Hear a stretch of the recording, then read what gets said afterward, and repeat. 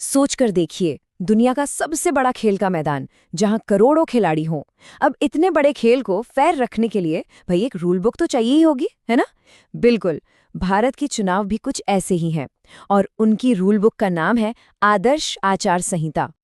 तो सवाल ये उठता है कि ये कैसे पक्का किया जाता है कि पावर और पैसा इस डेमोक्रेटिक गेम को एक तरफा ना बना दे। मतलब हर कैंडिडेट को एक बराबर का मौका कैसे मिलता है? इन सारे सवालों का जवाब ना एक ही दस्तावेज में है, आदर्श आचार संहिता। तो चलिए आज इसी रूल बुक के पन्ने पलटते हैं। हम देखेंगे कि ये एमसीसी आखिर है क्या, ये कैसे सबके लिए एक लेवल प्लेइंग फील्ड बनाता है, इसके सबसे जरूरी नियम कौन कौन से हैं, चुनाव का रेफरी यानी ईसीआई इसे लागू कैसे करता है, और हाँ, आखिर में ये भी समझेंगे कि ये हमारे लोकतंत्र के लिए इतना इतना जरूरी क्यों है। तो सबसे पहले बात करते हैं कि ये एमसीसी है क्या चीज। एकदम सीधे सीधे शब्दों में कहें तो ये इलेक्शन की ऑफिशियल रूल बुक है। तो आदर्श आचार संहिता, जिसे हम एमसीसी भी कहते हैं, ये इलेक्शन कमीशन के बनाए हुए गाइडलाइंस का एक सेट है। अब इसको ऐसे समझिए, जैसे ही इलेक्शन की तारीखों का ऐलान होता है ना, एक स्विच ऑन हो जाता है और ये कोड फौरन लागू हो जाता है, और तब तक लागू रहता है जब तक कि रिजल्ट्स ना आ जाएं। और ये नियम सबके लिए बराबर हैं, चाहे कोई भी पार्टी हो, कोई भी उम्मीदवार हो, और हाँ, जो पार्टी सरकार में है उसके लिए भी। लेकिन सवाल यह है कि इन नियमों की आखिर जरूरत ही क्या है? भाई बात सीधी सी है, एक फेयर इलेक्शन का मतलब ही होता है सबको बराबरी का मौका देना, और यही इस कोड का सबसे बड़ा मकसद है। देखिए, एमसीसी सिर्फ कुछ रूल्स की लिस्ट नहीं है। इसके दिल में जो बात है वो है सबको एक लेवल प्लेइंग फील्ड देना। ये पक्का करता है कि जो पार्टी पावर में है वो सरकारी मशीनरी का गलत फायदा ना उठाए। ये रिश्वतखोरी और वोटरों को डराने धमकाने जैसी हरकतों पर रोक लगाता है। और सबसे जरूरी बात, ये एक ऐसा माहौल तैयार करता है जहां हर वोटर बिना किसी डर या दबाव के अपना फैसला ले सके। और जब ये सब होता है तभी तो चुनावी प्रोसेस में हम सबका भरोसा बनता है। तो चलिए अब इस रूल बुक के कुछ सबसे जरूरी नियम कानून देख लेते हैं कि आखिर इसमें क्या क्या करने की इजाजत है और क्या बिल्कुल नहीं। सबसे पहला और सबसे बुनियादी नियम, वोट जाति, धर्म या समुदाय के नाम पर बिल्कुल नहीं मांगे जा सकते। देखिए, इलेक्शन कैंपेन का मकसद लोगों को आपस में बांटना नहीं होना चाहिए, बल्कि अपनी पॉलिसी और फ्यूचर विजन पर बात करना होना चाहिए। ये एक बहुत ही जरूरी नियम है। जो पार्टी पावर में है वो अपने चुनाव प्रचार के लिए सरकारी गाड़ी, बंगला या स्टाफ कुछ भी इस्तेमाल नहीं कर सकती। मतलब साफ है, सरकारी ताकत का इस्तेमाल इलेक्शन में फायदा उठाने के लिए नहीं किया जाएगा। खेल एकदम बराबरी का होगा।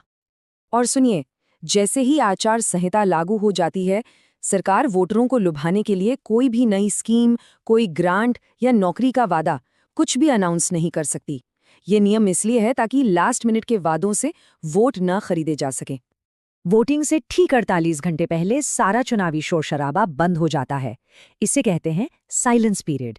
इस दौरान न कोई रैली होती है, न कोई भाषण, न ही लाउडस्पीकर का इस्तेमाल होता है।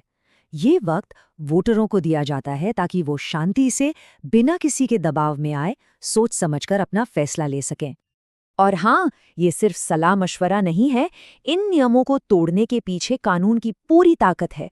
अगर कोई ग्रुप्स के बीच नफरत फैलाता है, रिश्वत देता है या प्रचार के नियमों को तोड़ता है, तो ये सब बहुत गंभीर अपराध हैं, और इनके लिए इंडियन पीनल कोड और दूसरे कानूनों में जेल और जुर्माना दोनों की सजा का प्रावधान है। तो सवाल ये है कि इन सारे नियमों को लागू कौन करवाता है? तो यहाँ पर सीन में एंट्री होती है इलेक्शन के निष्पक्ष रेफरी की, यानी भारत का चुनाव आयोग ईसीआई। चलिए देखते हैं कि ये एक्शन में कैसे आता है। ईसीआई की निगरानी का सिस्टम एक बहुत बड़ी मशीनरी की तरह काम करता है। जमीन पर हजारों ऑफिसर्स तैनात होते हैं, आईएएस, आईपीएस, आईआरएस, और ये सब दूसरे राज्यों से आते हैं ताकि इन पर कोई लोकल प्रेशर ना हो। एमसीसी की स्पेशल टीमें होती हैं, 24 घंटे काम करने वाले कंट्रोल रूम होते हैं, हर रैली की वीडियोग्राफी होती है। मतलब हर एक हरकत पर पैनी नजर रखी जाती है। और ईसीआई का एक्शन होता भी है बिल्कुल बिजली की तेजी से। जैसे ही कोड लागू होता है ना, एक काउंटडाउन शुरू हो जाता है। सिर्फ 24 घंटे के अंदर सरकारी प्रॉपर्टी से सारे अनऑथराइज्ड पोस्टर, बैनर हट जाते हैं। 48 घंटे के अंदर पब्लिक जगह से, और 72 घंटे के अंदर अंदर प्राइवेट प्रॉपर्टी से भी। ये साफ दिखाता है कि ईसीआई इन नियमों को लेके कितना सीरियस है। तो हमने नियम भी देख लिए और उन्हें लागू करने का तरीका भी समझ लिया, पर आखिर में सवाल वही है, ये कोड इतना जरूरी है क्यों? जवाब सीधा सा है, क्योंकि ये हमारे लोकतंत्र की, हमारी डेमोक्रेसी की नींव है। तो पूरी बात का सार ये है कि आदर्श आचार संहिता एक फेयर इलेक्शन की गारंटी है। ये इस बात को पक्का करती है कि चुनाव पैसे या ताकत के दम पर नहीं, बल्कि जनता के समर्थन से जीता जाए। ये लोकतंत्र की उस सबसे खूबसूरत भावना को बचाकर रखती है जहां हर एक वोट की, हर एक आवाज की कीमत बराबर होती है। लेकिन आज की दुनिया बहुत तेजी से बदल रही है। डीप फेक का जमाना है, वायरल सोशल मीडिया मैसेजेस हैं। इस नए तूफान में आदर्श आचार संहिता के सामने अगला सबसे बड़ा चैलेंज क्या होगा? ये एक ऐसा सवाल है जिसका जवाब ही हमारे लोकतंत्र का भविष्य तय करेगा।